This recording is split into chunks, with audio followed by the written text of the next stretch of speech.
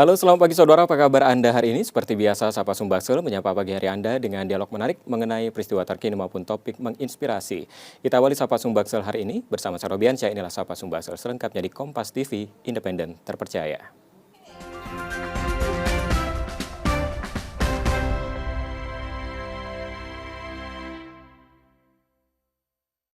Saudara, di Palembang, stand-up komedi makin menunjukkan geliatnya. Tak hanya jadi hiburan, tapi mulai merambah ke ranah profesional. Komunitaslah yang jadi garda terdepan, membina bakat-bakat baru, dan membuka peluang karir. Hari ini kita akan membahas bagaimana hobi yang bermula dari panggung-panggung kecil ini mampu menjadi peluang karir bagi penggiatnya. Di studio Kompas TV Palembang saat ini sudah hadir Ketua Komunitas Stand-up Komedi Palembang, Pedro Dwi Putra. Selamat pagi Pedro, apa kabar? Alhamdulillah sehat. Alhamdulillah. Nah, ini kita agak sedikit santai ya, karena bintang tamu kita kali ini adalah seorang komika begitu ya. Baik. Ya. Ini saat ini apa sibuk? Kesibukannya Pedro? Kalau saat ini lagi ya sibuk-sibuk ya kayak ngejob, MC, nampil-nampil segala macam kayak gitu. Itu jawaban TV-nya ya. Kalau aslinya tidak ada apa-apa. Saya lebih sibuk di rumah.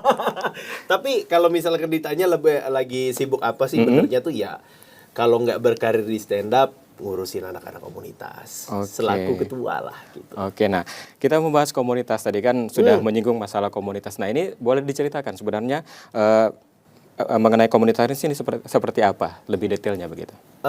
Komunitas ini ya, kalau komunitas stand up komedi Indo Palembang ini sendiri adalah itu tuh sebenarnya tuh sebuah wadah di mana isinya orang-orang yang menyukai kesenian stand up komedi, yang pengen belajar, yang pengen berkarir, yang pengen sekedar jadiin basic untuk bantu loncatan ke karir yang lain kayak MC, content creator atau apa gitu. Nah, itu semuanya tuh dikumpulin di komunitas stand up komedi Indonesia, terutama stand up komedi Indonesia Palembang gitu. Jadi menurut Mas Pedro ini bagaimana perkembangan komunitas dari awal hingga sekarang begitu, dan juga sebenarnya apa milestone atau pencapaian terbesar dari komunitas ini sendiri? Kalau perkembangan dari awal sampai sekarang sih jujur secara simpelnya itu awalnya itu isi orang-orang yang sekedar ya udah suka aja gitu.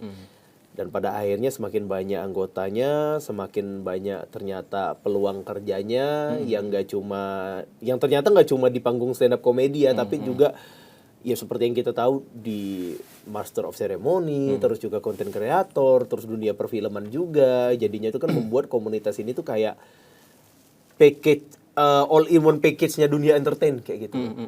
Nah, kalau untuk pencapaian terbesar sih sekarang alhamdulillah stand up Palembang udah punya juara suci. Ya, juara 2-nya itu ada Firza Logika yang memang bikin seneng dan bikin bangga banget. Apalagi kalau misalkan dia tiap ditanya-tanya tuh selalu bawa stand up Palembang, dan itu jujur dari aku happy gitu loh. Jadi setelah sekian lama stand up Palembang tuh cuma punya sekedar finalis, alhamdulillah punya juaranya juga gitu loh. Tapi kalau untuk minat dari masyarakat itu sendiri ya bisa dibilang penontonnya mulai bertumbuh dan regenerasinya mulai berdatangan gitu sih kalau untuk stand up Indo Palembang. Nah, kalau kita ingat-ingat sedikit begitu ya, ini mungkin kita kilas balik kalau mengenai komunitas dari stand up comedy ini, Kompas TV Palembang ini juga sempat menjadi mungkin salah satu yang wadah juga dulu kan pernah kita adakan stand up comedy. Nah, ya, Mas Pedro juga jadi salah satu pengisi acaranya juga begitu. Benar, nge-MC di situ aku pernah. Jadi Kompas TV ini juga bisa dibilang melihat dari awal juga perkembangan dari komunitas stand up comedy di Palembang. Baik. Nah, ini sebenarnya apa tantangan terbesar dari komunitas ini dalam mungkin mengembangkan dari stand up comedy Palembang ini sendiri, Mas? Tantangan terbesarnya itu adalah yang pertama itu asumsi masyarakat, pandangan masyarakat kita tuh bisa ditaruh di panggung mana aja gitu kan. Bisa ditaruh di momen mana aja. Padahal stand up comedy itu adalah sebuah kesenian yang memang benar-benar harus diperhatiin gitu loh.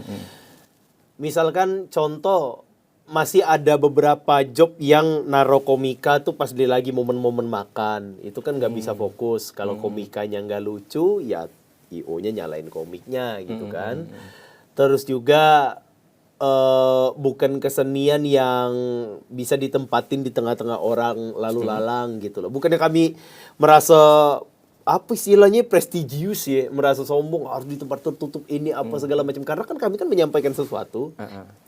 Dan penyampaian kami itu harus bener-bener diperhatiin gitu loh. Makanya stand up comedy itu masyarakat tuh masih merasa ya udah nampil di sini bisa deh, nampil di sini bisa deh. Kadang-kadang kami disuruh nampil di pinggir jalan lah, di tengah-tengah mall segala macem, yang masih belum paham tuh di situ gitu loh. Jadi cukup besar ya tantangannya. Yes. Karena memang ini kan namanya stand up comedy juga harus orang-orang juga harus mencerna dari cerita isinya gitu. Kalau tadi sambil makan ya kan agak bingung ini mencerna makanan apa mencerna isi cerita tadi gitu ya. Itu. Maksud aku kalau lebih menarik Malbi baik sorry Malbi aja ditaruh di atas panggung gitu kan.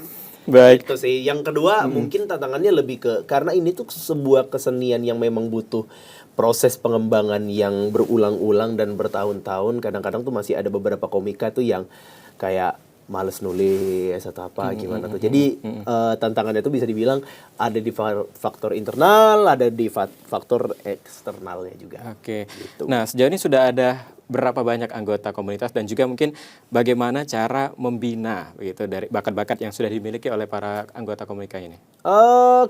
Alhamdulillah sih di stand up Indo Palembang itu udah ada 25 orang.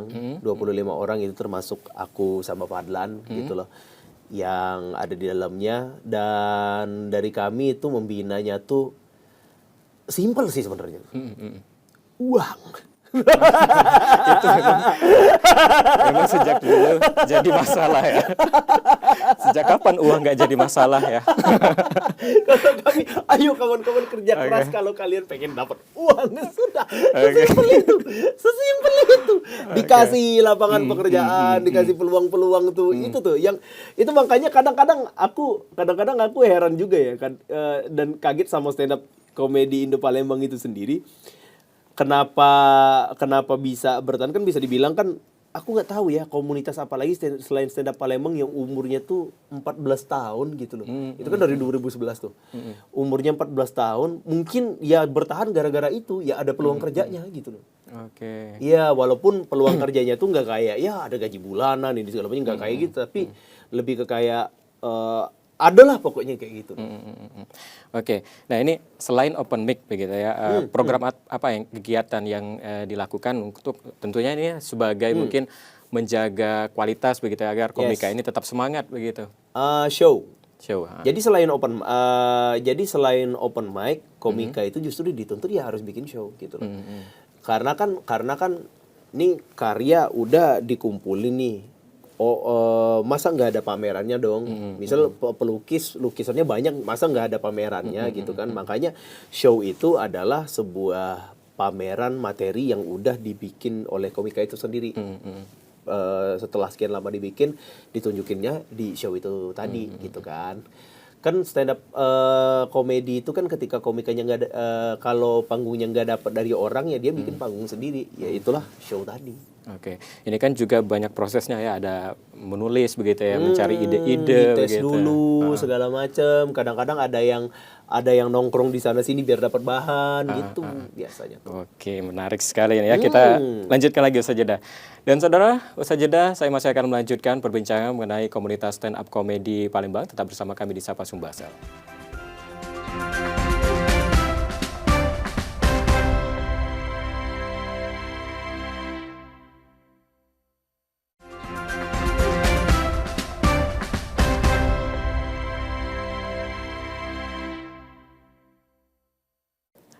Terima kasih Anda kembali menyaksikan Sapa Sumbaksel, saudara, dan masih bersama saya Pedro Dwi Putra, Ketua Komunitas Stand Up Comedy Palembang. Baik, Pedro, tadi kalau Pedro mengatakan bahwa Stand Up Comedy Palembang ini juga terafiliasi dengan stand up comedy komunitas lain di daerah-daerah begitu. Nah, ini seperti apa? Boleh ceritakan?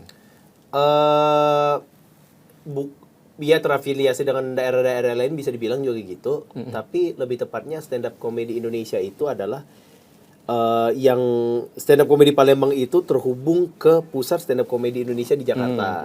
Jadi nyebarnya tuh ke ya kota-kota gitu loh. Jadi dimanapun tempatnya, mau di Tulungagung ke, Tulung Selapan, Talang Jambi, Oke. itu kalau misalkan udah laporan ke stand up komedi Indonesia itu langsung terhubung Oh, oke. gitu. Dan yang paling menarik itu adalah apa ya? Karena satu ranah ya stand up komedi, jadi ada satu komik, misalnya komik Palembang mau ikut dimanapun tetap bisa masuk karena kan ya gitu persaudaraannya tuh satu rumpun gitu. Oke. Jadi bisa jadi satu begitu ya? Aman. Oke. Kami kalau misalkan ada komik yang mau mutasi pindah-pindah aman. Nggak perlu harus ngurus dokumen. SKCK ya? SKCK dan lain-lain nggak perlu. Tinggal Oke. pindah saja selama attitude dijaga. Oke. Dan Nah, tidak ini pernah menilap duit komunitas. Oke. Gitu. Oke, nah tadi kan ini show-show nasional juga dihandle oleh komunitas stand up comedy Palembang ini. Ya, Nah, ini betul. mungkin boleh diceritakan sebenarnya apa yang didapat mungkin secara pengalaman begitu ya. Mungkin kalau dari materi mungkin ya adalah kali ya. Tapi kalau pengalaman ini kita berbicara mengenai pengalaman apa gitu. Oh, kalau untuk show-show komik nasional. Kalau show-show komik nasional memang biasanya komik nasional itu kan kalau ngadain tour itu selalu nge-reach out ke komika-komika lokal yang ada di situ. Misalkan dia ke Palembang ya reach out-nya ke stand up comedy Palembang. Oke. Alhamdulillah kan terakhir kemarin Bapak yang terhormat beliau paling hebat di bumi, Panji Pragiwaksono, datang ke Palembang kan buat show-nya Mensrea, nge-reach out stand up Palembang buat jadi apa istilahnya tuh, untuk jadi partner lah untuk mensukseskan acara Mensrea itu sendiri gitu. Oke, baik. Nah, ini kita berbicara mengenai peluang karir begitu ya. Nah, ini di antara kalian ini kan awalnya cuman hobi begitu ya. Nah, ini tapi sekarang juga sudah menjadikan stand up comedy ini sebagai karir utama ataupun juga sampingan begitu. Nah, ini kalau dari menurut Pedro sendiri begitu, apakah industri hiburan di Palembang ini begitu cukup mendukung perkembangan dari karir komika ini sendiri? Alhamdulillah lumayan mendukung dan bisa dibilang peluang karirnya juga macam-macam. Karena kan stand up comedy itu apa ya? Bang Panji itu pernah bilang kayak gini, orang lucu itu kepake di mana-mana. Dan emang bener, di MC, jadi host, terus juga apa ya, jadi penyiar, konten kreator, atau mungkin sekedar asisten manajer kepake. Kalau bapak bosan kan harus dihibur. Nah, biasanya kan gitu kan. Orang lucu kepake di mana-mana, makanya Betul. makanya ya yang aku bilang tadi stand up comedy itu all in one package-nya entertain, karena ada penulisan di situ, ada pengonsepan di situ, ada pendalaman karakter di situ, public speaking di situ, cara kita ngomong satu lawan satu sama orang gimana di situ. Karena jadi ilmunya tuh memang benar-benar banyak banget gitu kan. Contoh misalkan untuk public speaking, kita harus manage delivery, penyampaian segala macam. Cara berhadapan dengan orang ketika lagi nyari job, ketemu klien dan lain-lain, itu juga diajarin di situ. Makanya banyak yang bisa dipelajari di stand up ngerosting ya. Iya, ngerosting. Ngerosting itu agak ngeri-ngeri sedap ya. Betul. Atau kalau misalkan kamu ikut stand up Palembang cuma sekedar pengen pinter nyari buruk-buruknya tetangga Anda, dia tidak masalah. Oh, tidak bisa. Oke. Tapi itu dia tadi sih beberapa contoh di Palembang itu yang memang istilahnya tuh tercerdaskan cara entertainnya di komunitas ya. Contohnya kalau di Palembang tuh ya yang kayak Arif Fadlan Dodot, yang gitu loh, yang mereka tahu cara nyari klien, tahu cara public speaking, bikin konten dan lain-lain gitu. Oke. Nah kalau Pedro sendiri ini kan kita mungkin saudara di rumah juga sudah tidak asing begitu. Di awal tadi saya katakan bahwa ini adalah bintang tamu begitu. Artinya Pedro ini sudah menjadi bintang yang sudah menghiasi beberapa layar TV nasional begitu ya. Alhamdulillah. Boleh, nah diceritakan ini pengalamannya seperti apa mengikuti kompetisi di tingkat nasional begitu Pedro?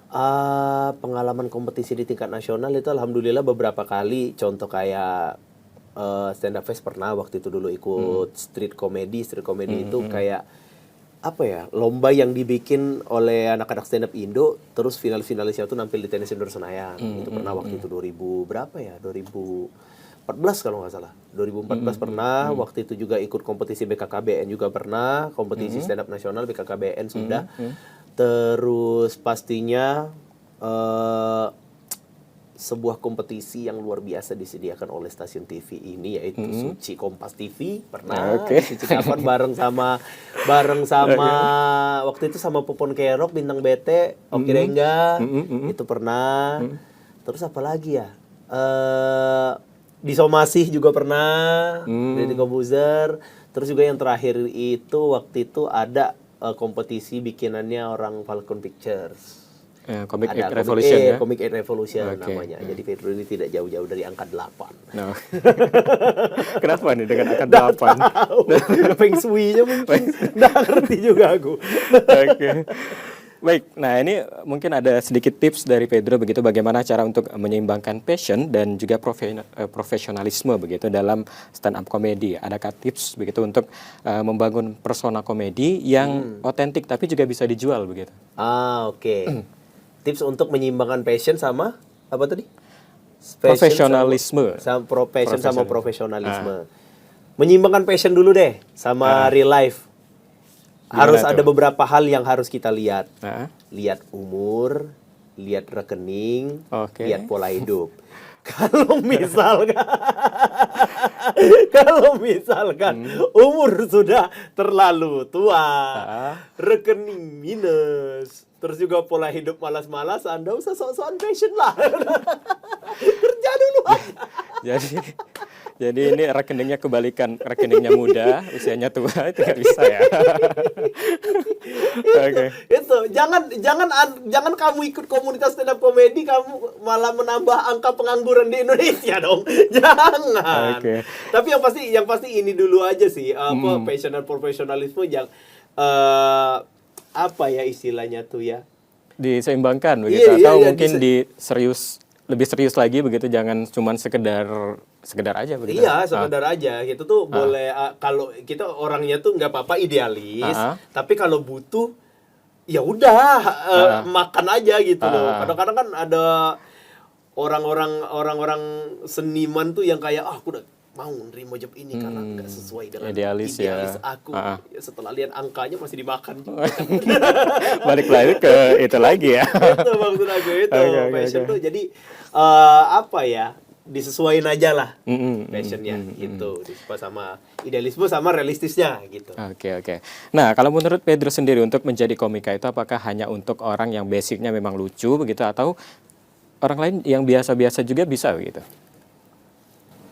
Kalau boleh jujur ya, aku itu dari SD, SMP sampai SMA bisa dibilang orang yang nggak ada teman, korban bully dan pendiam. Menyedihkan ya. Memang, itu dia tadi. Realita tapi. Padahal itu teman-teman adalah basic awal seorang komika, hidupnya kelap.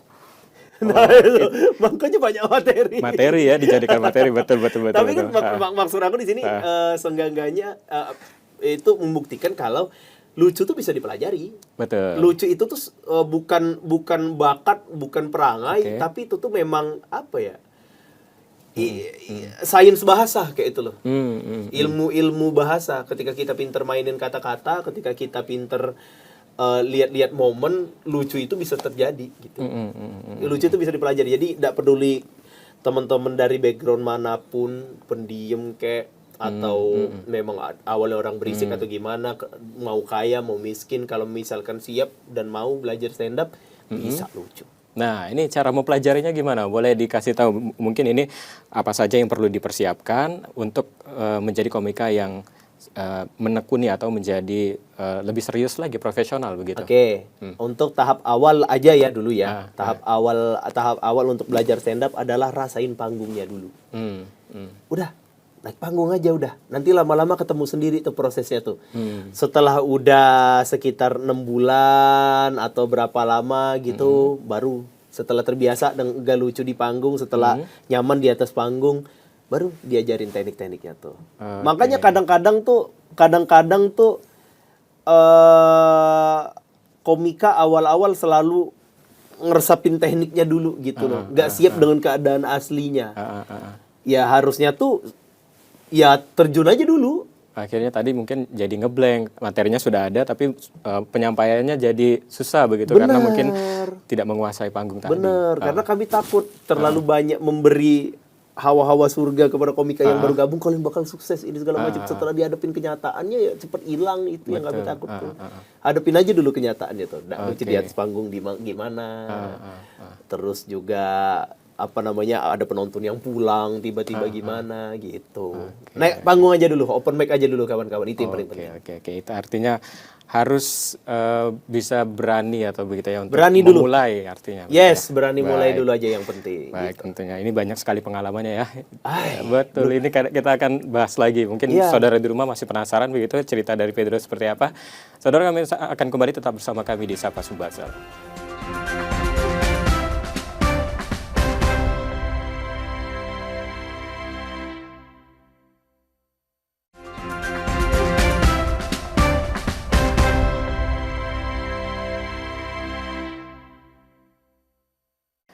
Terima kasih Anda kembali menyaksikan Sapa Sumbaksel, saudara, dan masih bersama saya Pedro Dwi Putra, Ketua Anggota Komunitas Stand Up Comedy Palembang. Baik, Pedro, kita lanjutkan lagi. Nah, tadi kan mungkin tadi sudah menceritakan mengenai pengalaman-pengalaman begitu. Nah, mungkin ini ada salah satu pengalaman yang juga mungkin kalau sebagai seorang komika itu juga mungkin ada saatnya merasa tidak lucu begitu, atau tadi istilahnya ngebom begitu. Nah, boleh diceritakan, Pedro? Kalau merasa tidak lucu sih tidak pernah.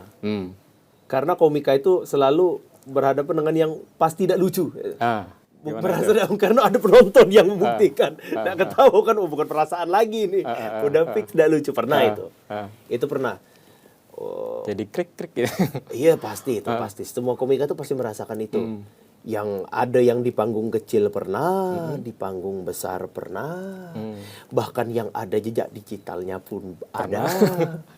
Hey Kompas, ada loh saya tidak lucu. Boleh di-searching nanti di YouTube kan, Pedro gitu. Makanya agak sedikit aneh. Orang Kompas nanyain, Pedro pernah nggak lo lucu? Hey, ada YouTube kamu itu. Oke, nanti kita cari. Ada. Jangan ditampilin, tapi jangan. Oke. Yang bagus-bagus aja ditampilin. Ada, pasti ada. Semua komik pasti ada. Cuman bedanya ada komika tuh yang kayak apa ya, yang ya ada yang seumur dia di komunitas tidak lucu terus, ada yang 50-50, lucu sama nggak lucunya, ada yang lebih banyak lucunya, ya macam-macam komika itu. Yang penting tuh gimana cara dia kembali dari ketidaklucuan itu biar bisa lucu gitu sih. Artinya memang harus benar-benar siap begitu. Benar-benar siap. Apalagi kalau kata Kang Isman tuh jadi komik itu yang penting harus tahu 10-hour rule. 10-hour rule itu aturan 10 jam di mana setelah nampil 10 jam kemudian harus balik awal lagi. Tidak peduli kemarin itu lucu ataupun gak lucu. Jangan ingat-ingat. Mulai dari awal lagi. Betul. Itu jangan berlarut-larut. Oke. Larut-larut. Berlarut-larut.